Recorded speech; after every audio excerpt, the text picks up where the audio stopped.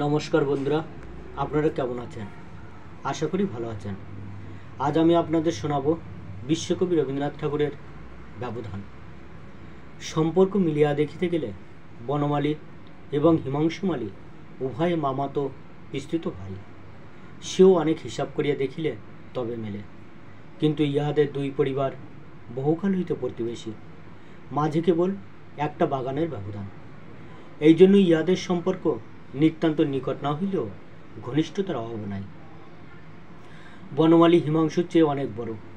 হিমাংশুর যখন দন্ত এবং বাক্য স্ফূর্ত হয় নাই, তখন বনমালী তাকে কোলে করিয়া এই বাগানে সকাল সন্ধ্যায় হাওয়া খাওয়াইতেছে, খেলা করিয়াছে, কান্না থামাইয়াছে, ঘুম পাড়াইয়াছে এবং শিশুর মনোরঞ্জন করিবার জন্য পরিণত বুদ্ধিবয়স্ক লোকদিগকে সবেগে শিরোচ্চালন, তারস্বরে প্রলাপ ভাষণ প্রভৃতি যে সকল বয়সানুচিত চাপল্য এবং উৎকট উদ্যম প্রকাশ করিতে হয়, বনমালী তাহাও করিতে ত্রুটি করে নাই।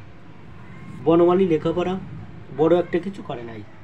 তার বাগানের শখ ছিল এবং এই দুঃসম্পর্কের ছোট ভাইটি ছিল ইহাকে খুব একটি দুর্মূল্য লতার মতো বনমালী হৃদয়ের সমস্ত স্নেহ সিঞ্চন করিয়া পালন করিতেছিল, এবং সে যখন তার সমস্ত অন্তর বাহিরকে আচ্ছন্ন করিয়া লতায় উঠিতে লাগিল, তখন বনমালী আপনাকে ধন্য জ্ঞান করিল। এমন সচরাচর দেখা যায় না, কিন্তু একটি স্বভাব আছে যে একটি ছোট খেয়াল কিংবা একটি ছোট্ট শিশু কিংবা একটি অকৃতজ্ঞ বন্ধুর নিকটে অতি সহজে আপনাকে সম্পূর্ণ বিসর্জন করে। এই বিপুল পৃথিবীতে একটিমাত্র ছোট্ট স্নেহের কারবারে জীবনের সমস্ত মূলধন সমর্পণ করিয়া নিশ্চিন্ত থাকে। তারপরে হয়তো সামান্য উপসত্ত্বে পরম সন্তোষে জীবন কাটিয়া দেয়, কিংবা সহসা একদিন প্রভাতে সমস্ত ঘরবাড়ি বিক্রয় করিয়া কাঙাল হইয়া পথে গিয়া দাঁড়ায়। হিমাংশুর বয়স যখন আরেকটু বাড়িল, তখন বয়স এবং সম্পর্কের বিস্তর তারতম্য সত্ত্বেও বনমালীর সহিত তাহার যেন একটি বন্ধুত্বের বন্ধনে স্থাপিত হইল। উভয়ের মধ্যে যেন ছোট বড় কিছু ছিল না। এইরূপ হইবার একটু কারণও ছিল। হিমাংশু লেখাপড়া করিত এবং স্বভাবতই তার জ্ঞান স্পৃহা অত্যন্ত প্রবল ছিল। বই পাইলেই পড়িতে বসিত। তাহাতে অনেক বাজে বই পড়া হইয়াছিল বটে, কিন্তু যেমনই করিয়া হোক চারিদিকেই তার মনের একটি পরিণতি সাধন হইয়াছিল। বনমালী বিশেষ একটু শ্রদ্ধার সহিত তার কথা শুনিত, তার পরামর্শ লইত, তার সহিত ছোট বড় সকল কথার আলোচনা করিত। কোনো বিষয়েই তাহাকে বালক বলিয়া অগ্রাহ্য করিত না। হৃদয়ে সর্বপ্রথম স্নেহ রস দিয়া যাকে মানুষ করা গিয়াছে, বয়সকালে যদি সে বুদ্ধি, জ্ঞান এবং উন্নত স্বভাবের জন্য শ্রদ্ধার অধিকারী হয়, তবে তাহার মতো এমন পরম প্রিয় বস্তু পৃথিবীতে আর পাওয়া যায় না। বাগানের শখও হিমাংশুর ছিল, কিন্তু এ বিষয়ে দুই বন্ধুর মধ্যে প্রভেদ ছিল। বনমালীর ছিল হৃদয়ের শখ, হিমাংশুর ছিল বুদ্ধির শখ। পৃথিবীর এই কোমল গাছপালাগুলি, এই অচেতন জীবনরাশি, যাহার যত্নের কোনো লালসা রাখে না, অথচ যত্ন পাইলে ঘরের ছেলেগুলির মতো বাড়িয়া ওঠে, যাহারা মানুষের শিশুর চেয়েও শিশু, তাহাদিগকে সযত্নে মানুষ করিয়া তুলিবার জন্য বনমালীর একটি স্বাভাবিক প্রবৃত্তি ছিল। কিন্তু হিমাংশুর গাছপালার প্রতি একটি কৌতূহল দৃষ্টি ছিল। অঙ্কুর গজাইয়া ওঠে, কিশলায় দেখা দেয়, কুড়ি ধরে, ফুল ফুটিয়া ওঠে, ইহাতে তার একান্ত মনোযোগ আকর্ষণ করিত। গাছের বীজ বপন, কমল করা, সার দেওয়া, চানকা তৈয়ারি প্রভৃতি সম্বন্ধে হিমাংশুর মাথায় বিবিধ পরামর্শের উদয় হইত, এবং বনমালী অত্যন্ত আনন্দের সহিত তা গ্রহণ করিত। এই উদ্যান খণ্ডটুকু লইয়া আকৃতি প্রকৃতির যত প্রকার সংযোগ বিয়োগ সম্ভব তা উভয় মিলিয়া সাধন করিত। দ্বারের সম্মুখে বাগানের উপরেই একটি বাঁধানো বেদির মতো ছিল। 4টে বাজিলেই একটি পাতলা জামা পরিয়া, একটি কোচানো চাদর কাঁধের উপর ফেলিয়া গুড়গুড়ি লইয়া বনমালী সেইখানে ছায়ায় গিয়া বসিত। কোনো বন্ধু বান্ধব নাই, হাতে একখানি বই কিংবা খবরের কাগজ নাই। বসিয়া বসিয়া তামাক টানিত এবং আর চোখে উদাসীনভাবে কখনো বা দক্ষিণে কখনো বা বামে দৃষ্টিপাত করিত। এমনই করিয়া সময় তাহার গুড়গুড়ির বাষ্পকুণ্ডলীর মতো ধীরে ধীরে অত্যন্ত লঘুভাবে উড়িয়া যাইত, ভাঙিয়া যাইত, মিলিয়া যাইত, কোথাও কোনো চিহ্ন রাখিত না। অবশেষে যখন হিমাংশু স্কুল হইতে ফিরিয়া জল খাইয়া হাত মুখ ধুইয়া দেখা দিত, তখন তাড়াতাড়ি গুড়গুড়ির নল ফেলিয়া বনমালী উঠিয়া পড়িত। তখনই তার আগ্রহ দেখিয়া বোঝা যাইত এতক্ষণ ধৈর্য সহকারে সে কাহার প্রত্যাশায় বসিয়াছিল। তারপরে দুজনে বাগানে বেড়াইতে বেড়াইতে কথা অন্ধকার হইয়া আসিলে দুজনে বেঞ্চের উপর বসিত। দক্ষিণের বাতাস গাছের পাতা মর্মরিত করিয়া বহিয়া যাইত, কোনোদিন বা বাতাস বহিত না। গাছপালাগুলি ছবির মতো স্থির দাঁড়িয়া রইত, মাথার উপরে আকাশ ভরিয়া তারাগুলি জ্বলিতে থাকিত। হিমাংশু কথা কইত, বনমালী চুপ করিয়া শুনিত। যাহা বুঝিত না তাহাও তার ভালো লাগিত। যে সকল কথা আর কাহারও নিকট হইতে অত্যন্ত বিরক্তিজনক লাগিতে পারিত, সেই কথাই হিমাংশুর মুখে বড় কৌতুকের মনে হইত। এমন শ্রদ্ধাবান বয়স্ক শ্রোতা পাইয়াই হিমাংশুর বক্তৃতা শক্তি, স্মৃতিশক্তি, কল্পনা শক্তির সবিশেষ পরিতৃপ্ত লাভ হইত।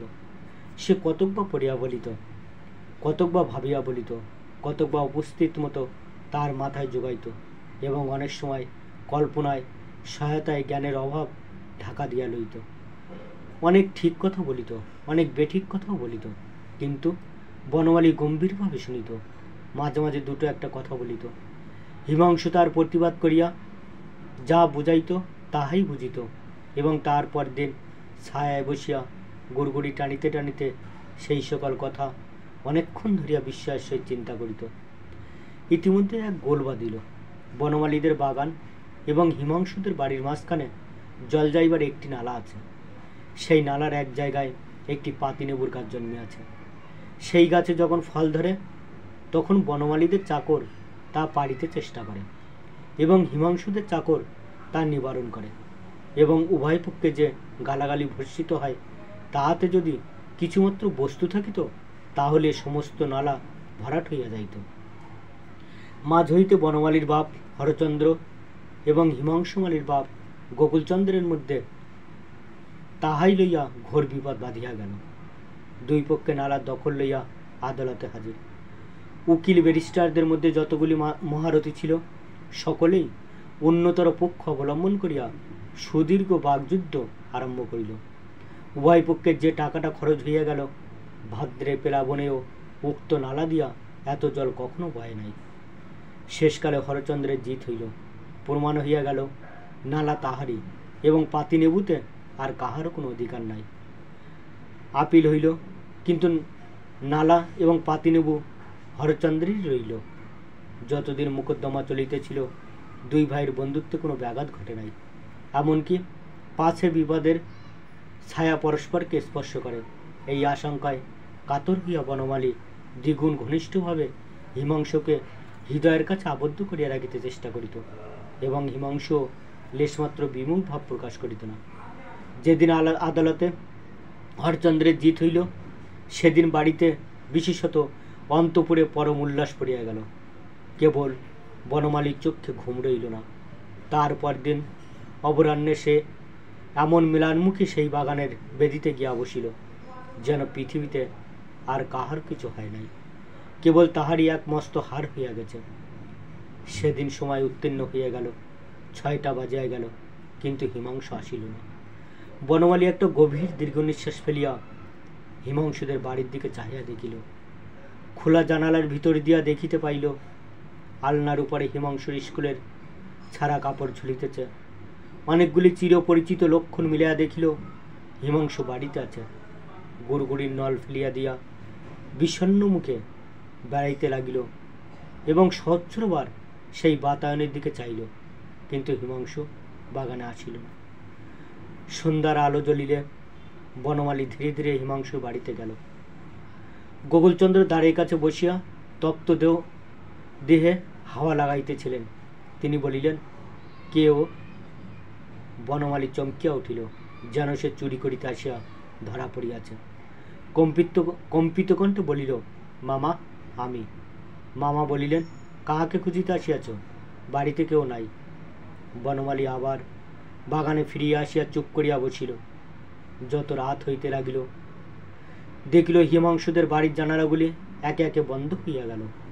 দরজার ফাঁক দিয়া যে দীপালোক রেখা দেখা যাইতেছিল তাহাও ক্রমে ক্রমে অনেকগুলি নিভিয়া গেল। অন্ধকার রাত্রে বনমালীর মনে হইল হিমাংশুদের বাড়ির সমুদায় দ্বার তাহারই নিকট রুদ্ধ হইয়া গেল। সে কেবল বাহিরের অন্ধকার একলা পড়িয়া রইল। আবার তার পরদিন বাগানে আসিয়া বসিল। মনে করিল আজ হয়তো আসিতেও পারে। যে বহুকাল হইতে প্রতিদিন আসিত সে যে একদিনও আসিবে না এ কথা সে কিছুতেই মনে করিতে পারিল না। কখনো মনে করে নাই এই বন্ধন কিছুতেই ছিঁড়িবে। এমন নিশ্চিন্ত মনে থাকিত যে জীবনের সমস্ত সুখ দুঃখ কখন সেই বন্ধনে ধরা দিয়াছে তা সে জানিতেও পারে নাই। আজ সহসা জানিল সেই বন্ধন ছিঁড়িয়াছে, কিন্তু এক মুহূর্তে সে তার সর্বনাশ হইয়াছে তা সে কিছুতেই অন্তরের সহিত বিশ্বাস করিতে পারিল না। প্রতিদিন যথাসময়ে বাগানে বসিত, যদি দৈবক্রমে আসে, কিন্তু এমনই দুর্ভাগ্য যা নিয়মক্রমে প্রত্যহ ঘটিত তাহা দৈবক্রমেও একদিনও ঘটিল না। রবিবার দিন ভাবিল পূর্ব নিয়ম মতো আজও হিমাংশু সকালে আমাদের এখানে খাইতে আসিবে। ঠিক যে বিশ্বাস করিল তা নয়, কিন্তু তবু আশা ছাড়িতে পারিল না। সকাল আসিল, সে আসিল না। তখন বনমালী বলিল, তবে আহার করিয়া আসিবে? আহার করিয়া আসিল না। বনমালী ভাবিল আজ বোধ হয় আহার করিয়া ঘুমাইতেছে, ঘুম ভাঙিলেই আসিবে। ঘুম কখন ভাঙিল জানি না, কিন্তু আসিল না। আবার সেই সন্ধ্যা হইল, রাত্রি আসিল, হিমাংশুদের দ্বার একে একে রুদ্ধ হইল, আলোগুলি একে একে নিবিয়া গেল। এমনই করিয়া সোমবার হইতে রবিবার পর্যন্ত সপ্তাহে 7টা দিনই যখন দুর্দিষ্ট তার হাত হইতে কাড়িয়া লইল, আশাকে আশ্রয় দিবার জন্য যখন আর একটা দিনও বাকি রইল না, তখন হিমাংশুদের রুদ্ধ দ্বার অট্টালিকার দিকে তার অশ্রুপূর্ণ দুটি কাতর চক্ষু বড় একটা মর্মভেদী অভিমানের নালিশ পাঠাইয়া দিল এবং জীবনের সমস্ত বেদনাকে একটিমাত্র আত্মস্বরের মধ্যে সংহত করিয়া বলিল, দয়াময়। ঠিক আছে বন্ধু, আজ এই পর্যন্ত। ভিডিওটা কেমন লাগলো কমেন্ট বক্সে কমেন্ট করে অবশ্যই জানাবেন। এই রকম আরও ভিডিও দেখতে হলে চ্যানেলটি অবশ্যই সাবস্ক্রাইব করবেন আর পাশে থাকা বেল আইকনটি প্রেস করতে ভুলবেন না। নমস্কার।